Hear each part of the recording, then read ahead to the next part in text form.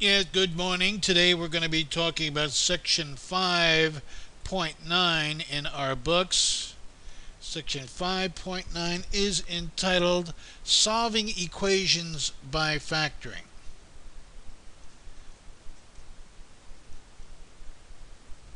As we know, the major use of factoring in the world today is to solve equations, typically solving equations of higher degree. What does higher degree mean? Well, of course, higher than 1. Let's jump right in and I've got about 10 or so examples to march through. Let's solve this degree 2 polynomial equation.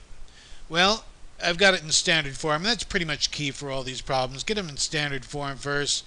By that I mean arrange terms in decreasing degree and set them equal to 0. Be sure they're in this form before you attempt to factor. Of course, the left-hand side of this equation factors. I'll get x plus 3 times x plus 2, will I not? And once I've got a product of factors equaling 0, I can set each factor equal to 0 and solve the resulting two degree 1 equations. So I start out with a degree 2 equation, end up with two simpler degree 1 equations. Well, of course, if I solve the left branch, I get x equals minus 3, and if I solve the right branch, I get x equals minus 2. So I've got two solutions for this degree 2 polynomial equation. All right. Let's keep going. Solve. X squared minus 4x minus 45 equals 0. It's already in standard form, and by that, of course, I mean terms arranged in decreasing degree equaling 0, so we can invoke our zero product rule. I can factor the left-hand side of this equation pretty easily. I'll get x, let's see, 9 and 5, minus 9 and plus 5 will do it, right? Check it. The outer first product is x squared. Outer and inner product adds up to a minus 4x, and of course the last product is negative 45. All right, the zero product rule. Some books call it the zero product property. If you have a product of factors equaling 0, then either A is 0 or B is 0. And I claim this equation is now in this form. I've got a product of factors equaling 0. I can set each factor equal to 0 and solve the resulting simpler equations independently. So here I'll get x equals minus 5 on the left branch, or x equals positive 9 on the right branch. Next. Well, here's a degree 2 equation, but I see no constant term in it. Well, I can still solve it by factoring. Again, getting it in standard form. Basically, I'll subtract 6x from both sides and get this resulting degree 2 equation. Now, just because you don't have a trinomial doesn't mean you can't factor it. There is a GCF here of 3x, is there not? 3x times x minus 2 then equals 0.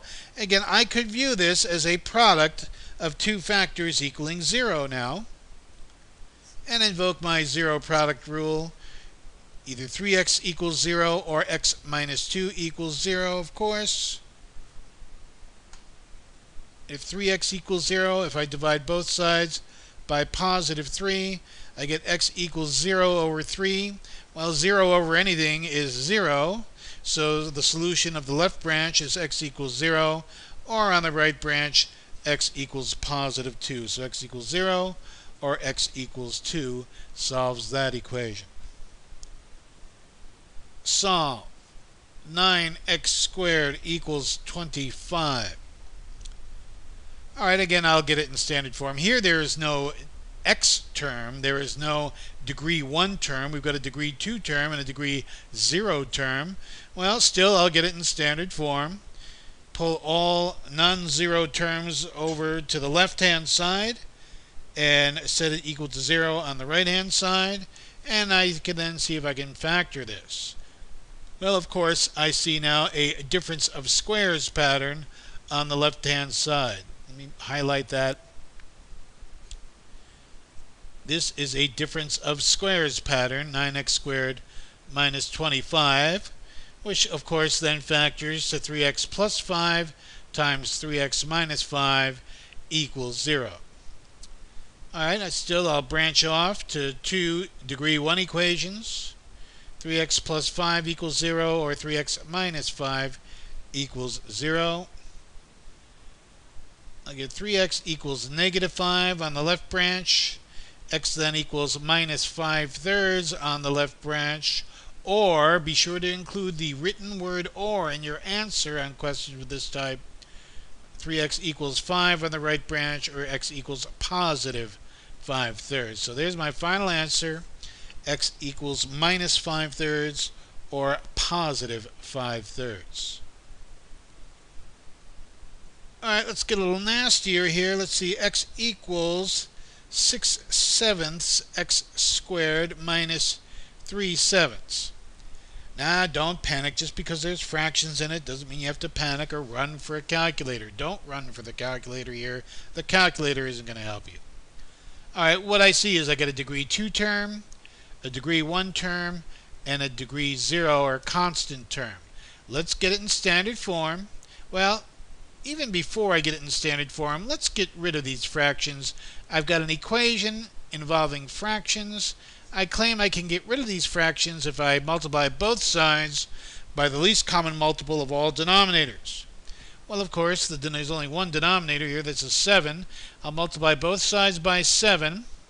Right? And 7 here cross cancels with this 7. I get 6x squared minus 7 times 3/7 gives me a negative 3. Alright, so again, applying my distributive law on the right hand side gives me 6x squared minus 3. And, well, you know what I'm going to do? I'm going to subtract a 7x from both sides. I'm going to pile everything up on the right hand side for this problem and give me a 0 on the left hand side. I think that's maybe a clearer way to do it. Alright, I think I can factor this trinomial here, otherwise I'm stuck. I think I will get, let's see, 3x and 2x in the first slots, and 3 and 1 in the last slots. I think I can play with these signs to get my outer and inner product to add up to a negative 7x. Let's try it. I think if the outer product is a minus 9x and the inner product is a plus 1, right? 1 times 2x is 2x, I should say. Minus 9x plus 2x is indeed minus 7x. And I know my outer and my first and last products are okay. Alright, so I've successfully factored here the right hand side. And I'll apply my zero product rule in the same way.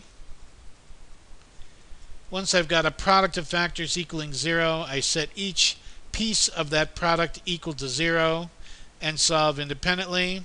So 3x equals minus 1, or x equals minus 1/3 for the left branch. And on the right branch, 2x minus 3 equals 0, 2x equals 3, or x equals 3/2. Almost out of room here. So I've got two solutions. X equals minus 1/3, or, be sure to write the word or in your final answer, x equals positive 3/2. Let's try another one like that. Get a fresh screen.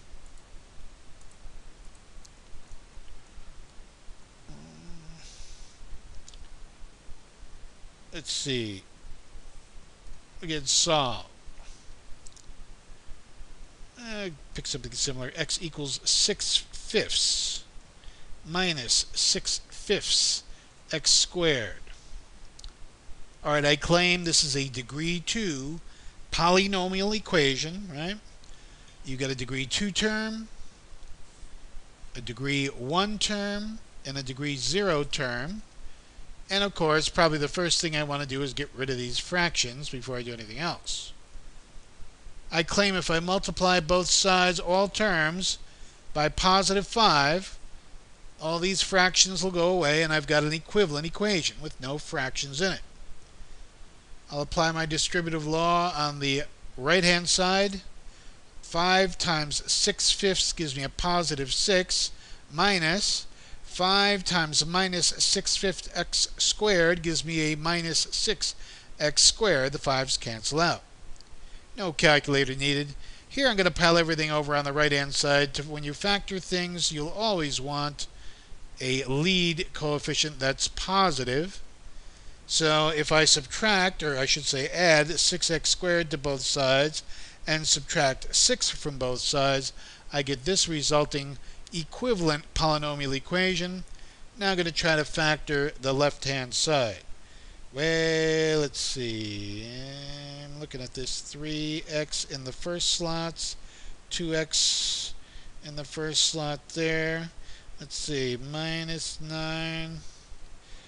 I think I can do it. I can get an outer product of 9x and 4x, which I can guess. I can get that to add up to a plus 5x if I play the signs right. If I put a positive sign here and a negative sign here, my outer product is 9x, my inner product is minus 4x, and that indeed adds up to a positive 5x. Alright. So I successfully factored the left-hand side. Now I'll apply the zero product rule. 3x minus 2 equals 0, or 2x plus 3 equals 0. Set each factor equal to 0 and solve the resulting degree 1 equations. On the left branch, 3x equals 2, or x equals 2/3 gives me one solution. Or on the right branch, 2x equals minus 3, or x equals minus 3/2 on the right branch. So two solutions for this degree 2 polynomial equation, and never touch the calculator, right? Alright, factoring enables us to solve equations of higher degree. Well, all the ones we've done up to now have been degree 2 equations. We can also solve degree 3 equations, some degree 3 equations, if we apply the same approach. Alright, here we've got a degree 3 term, a degree 2 term, and a degree 1 term. No constant term. Well, I'll deal with it in a similar way. I'll arrange my terms on the left-hand side here. Oops, let me get it in yellow. Arrange terms in standard form. And here I'll just subtract 2x from both sides. So standard form means terms are arranged in decreasing degree and equaling 0. Right? That's very important because we need a 0 on one of the sides to apply the zero product property. All right, of course I've got a GCF of x here, do I not? So I can factor out an x here. And this resulting trinomial, I believe, factors again. Let's see, can I do a 3x and 2x in the first slots?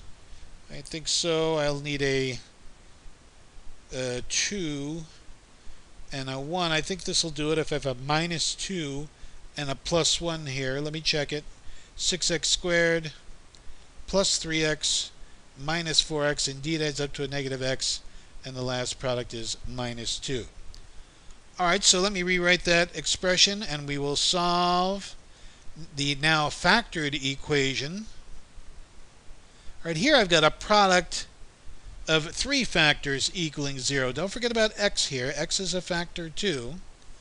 And I think you can believe if a times b times c equals 0, that means a is 0, or b is 0, or c is 0. Same game with any number of factors here.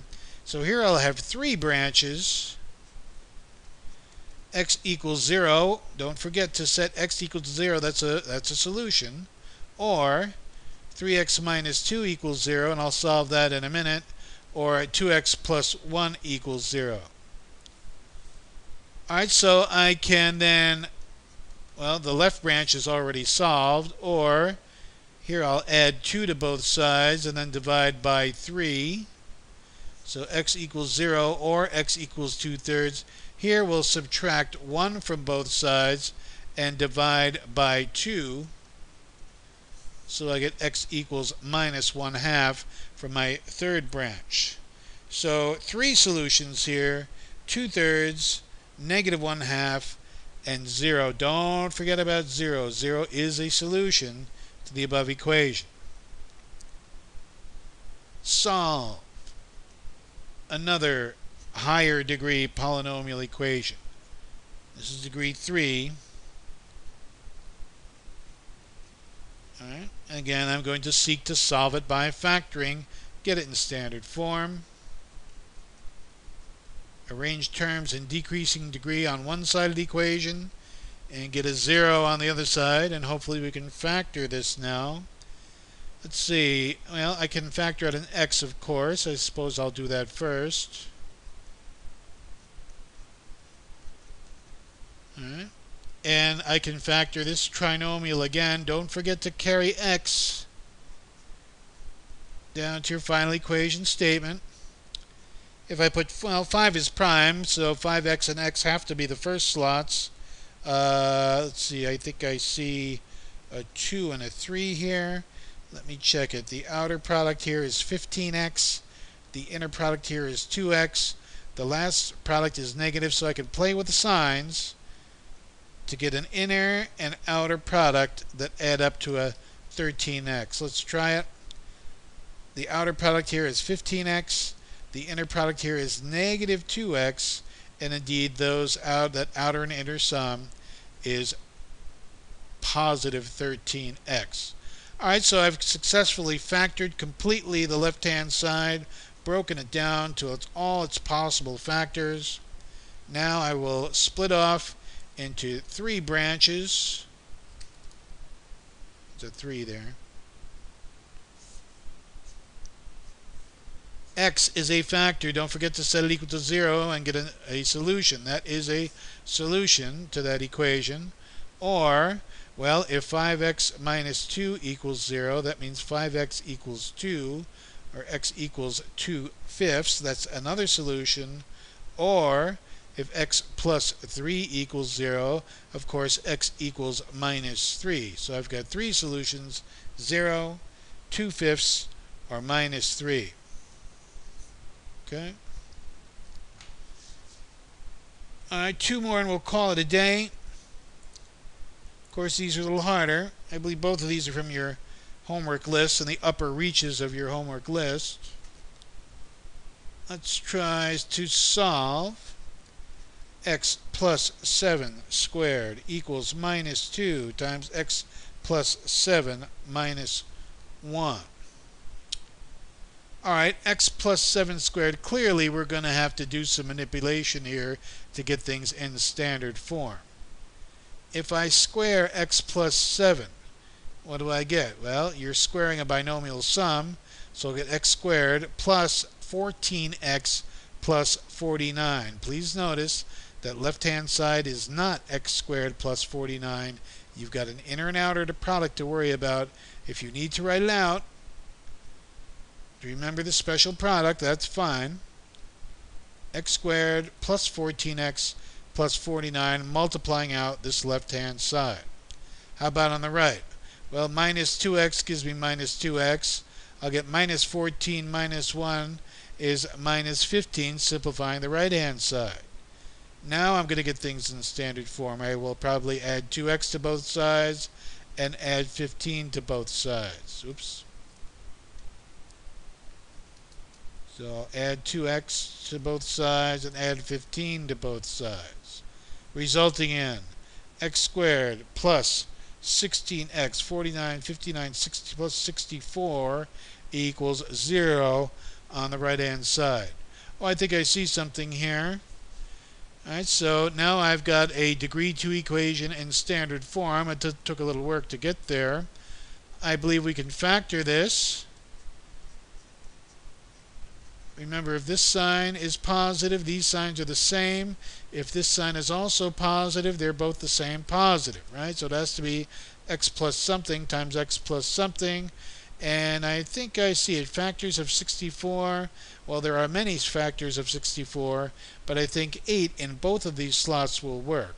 Let's check it. First product is x squared.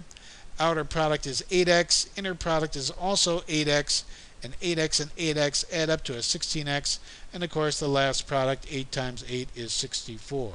So here is my completely factored equation. X plus 8 times x plus 8 equals 0. What do we do here, you might ask? Well, just like before, you split off into two degree 1 equations, and I get x equals minus 8 or x equals minus 8. This is called a repeated solution, and that happens sometimes, and that's okay. I don't ask that you write down minus 8 twice. One statement of minus 8 as a solution for this equation is fine. Some books call these repeated roots or duplicate roots, repeated solutions, whatever. You get the idea. I claim there is one solution of x equals minus 8. If you want to write it out like this with an or in between so that you can see it's a repeated solution, that's fine too. One more and we'll call it a day. This is the nastiest of the bunch. Solve x squared times 6x plus 37 over 35 equals x. Well, believe it or not, you're going to get a degree 3 equation out of this once I clear some things away. Well, the first thing I'm going to do is multiply both sides by positive 35. Get rid of that fraction, that nasty looking fraction on the left hand side. Whatever you do to one side, you have to do to the other to maintain balance. The 35's cross cancel here. Don't use a calculator. X squared times 6x plus 37 then equals 35x.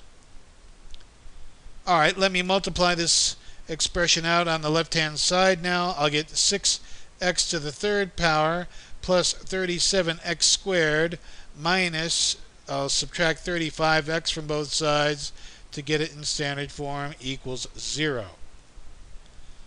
Alright, I see a common factor of x here.